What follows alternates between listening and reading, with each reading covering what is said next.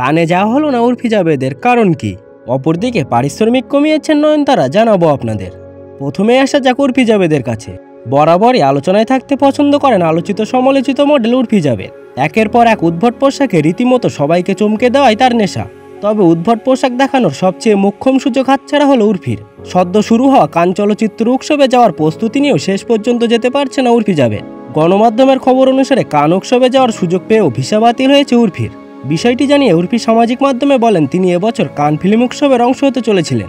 ইন্ডি world নামে একটি সংস্থার পক্ষ থেকে আমন্ত্রণও পেয়েছিলেন।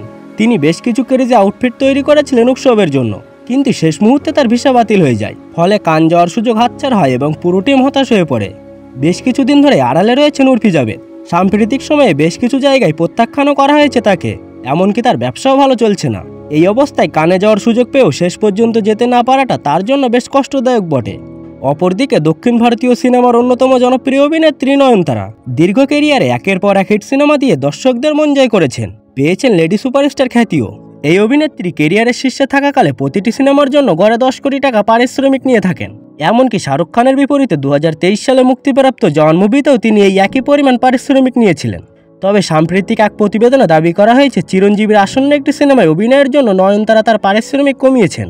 গণমাধ্যম সূত্রে জানা গেছে নয়নতারা এই সিনেমায় অতিথি চরিত্রে অভিনয় করতে চলেছেন। চরিত্রটির দৈর্ঘ্য ও স্ক্রিন টাইম কম হয় তিনি নিজের পারিশ্রমিক কমিয়ে নিয়েছেন। মুভির সঙ্গে তার ব্যক্তিগত সম্পর্ক এবং চিরঞ্জীবীর প্রতি শ্রদ্ধাবোধও এই সিদ্ধান্তে ভূমিকা রেখেছে বলে জানা গেছে। তবে এখনও পর্যন্ত নয়নতারা বা প্রোডাকশন হাউসের পক্ষ থেকে এই বিষয়ে অফিসিয়ালি কিছু জানানো হয়নি। নয়নতারা মালায়ালাম সিনেমার মাধ্যমে অভিনয়ে পা রাখলেও তামিল ও তেলেগু সিনেমার মাধ্যমে ব্যাপক জনপ্রিয়তা অর্জন করেছেন। বলিউডেও তার অভিষেক হয়েছে সুপারহিট জওয়ান মুভির মাধ্যমে। এখন দেখার বিষয় চিরঞ্জীবীর নতুন সিনেমায় তার এই ক্যামিও উপস্থিতি কতটা দর্শক হৃদয় জয় করতে পারে। তবে এখনও সিনেমার নাম ঠিক হয়নি।